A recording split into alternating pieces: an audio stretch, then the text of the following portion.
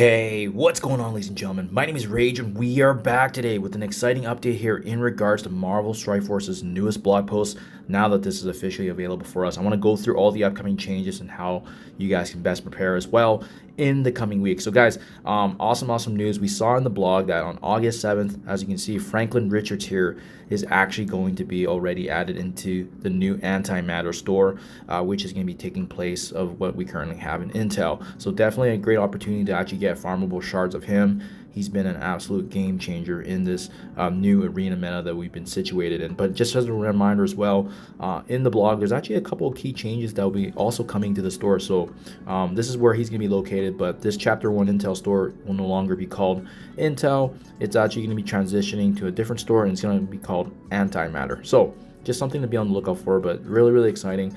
It was also noted that the Accursed team, they'll have their diamond orbs and Accursed diamond credits are also leaving the elite store, so just something to be on the lookout for there. But another quick reminder for you guys, so everything, be paying attention to the command center, because remember, we only have a few days remaining here for this respective event, and then everything's going to be changing over, featuring Blastaar. In the blog, it was noted that he's going to be called the Broken King, so that's really going to be the theme. There's going to be a new trait coming into the game that's called the Conquerors. So remember how all Chapter 1, all the teams that came out, and there was a Harbinger reference? Well, Conquerors is going to be the new reference for all these teams.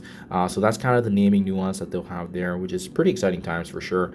And that regard as well, something else that's a huge quality of life that was noted through the new store that was flagged here in the way of the Antimatter is that Gear Tier 20 pieces, training modules, we have Gear Tier 19, ability materials, ISO 8, and Awakened. They're all actually going to be a little cheaper, so I suspect the shards will probably be the same.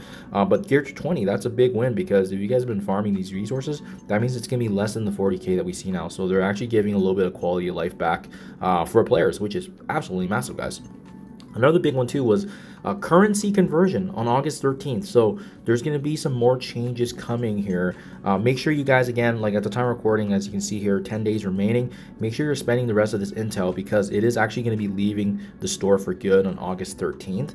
So then there's going to be a conversion here, 1-to-1 into shop credits. And shop credits, remember, is just basically everything that we have here, right? And these normal traditional credits that have been amalgamated here.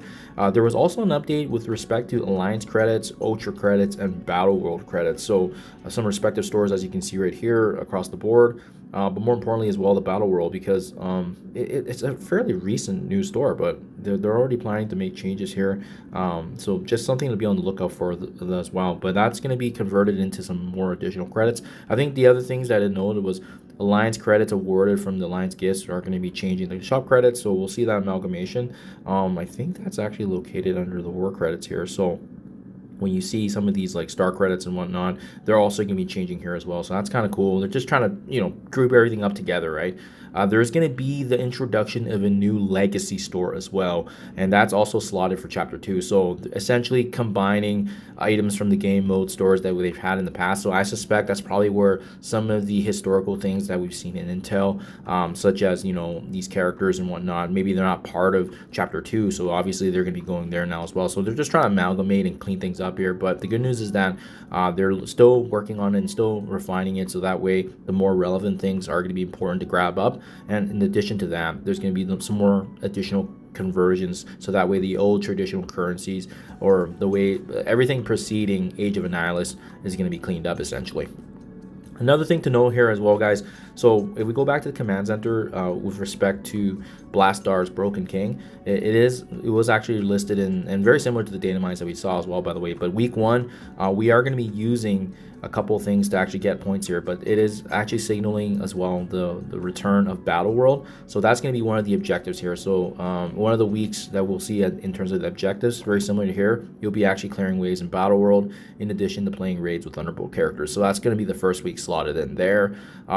With the return of Battle World as well, we're also going to be able to get a chance here now, and they did confirm this in the blog, that there's going to be a 7 red coming from Knull in addition to his last and final shards. Most of us should only have 25 shards remaining for Knull, so that's why it's going to be very interesting. They also noted they've gone through and they've heard the frustrations of players, so they're going to be reducing the boss fight time by making Knull actually even more difficult.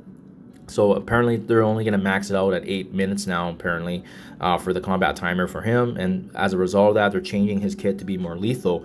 On top of that, they did say, however, because of them modifying his difficulty, there's going to be some more antimatter awarded for us. So just be on the lookout for that, right? And that's going to be really, really nice because we can finally max out Knull at 7 yellow and 7 red stars, which is pretty notable there. And then something else to note, guys, we've seen this already in the data mines as well, but this official blog post does confirm it now. Azazel is in fact coming next week. We'll be getting an opportunity for offers for him in addition to power coring if you want to go that route, or actually paying for his unlock. But having said that, we saw in the data mines as well that there's going to be a buildup of essentially these Hellfire rings to actually work on Sebastian Shaw. So we saw that actually being teased already, but in the blog it was nice because they actually confirmed what this relates to. So these Hellfire rings are going to allow us to hit these milestones in a these weekly unleashed events. And then essentially what this actually does reward us is an opportunity for Sebastian Shaw's red stars. So it doesn't sound like his red stars is actually going to be similar to how most of the characters have been introduced in the way of offers with that extra 15%. They're usually free to play anyways, but it's going to be kind of slotted in through this method as well. There's going to be a heavily discounted offer to unlock Sebastian Shaw available at the event's conclusion. So that's where the Hellfire rings come into play here. Doesn't mean you have to spend, but it's actually intended to help those that are planning to spend to make it even cheaper. So just be on the lookout for that. But as well, remember, Sebastian Shaw is the third character that's going to be released here. So it's going to be in the way of Azazel first, followed by Rachel Summers, and then finally Sebastian Shaw. So he's at least 2 to 3 weeks from the time of this recording. So we have a bit of time here as well to see how that kind of shakes out. Other than that, guys, I mean, that pretty much covers the whole blog. The quality of life that I did appreciate was they did say that they're reducing the raid sim update here. So remember with, and this is more so applicable to those that are a lower level commander, but it's actually been lowered from level 62 to level 30. So folks that are already at a commander level 30 are going to have access to this. And they're also taking that away from the login streak. So it no longer requires a 7-day login to actually just straight up do the sim raids, which is really, really awesome from those starting off and just trying to get engaged in raids, but maybe don't have teams to fully play out, and maybe it's just quicker to get through it, right? And then as per usual, be on the lookout for Twitch drops as they're going to be adding to that, guys. And remember, if you haven't already as well, make sure you log into this multiversal force because they have already been rewarding these antimatter materials for the store that's going to be coming next week. So just make sure you're claiming all this. This is nice freebies from the global milestone, so just take advantage of that. That is the blog in a nutshell here, guys. Let me know what you think in comments below. Thank you for your time as always, and I'll catch you guys on the next one.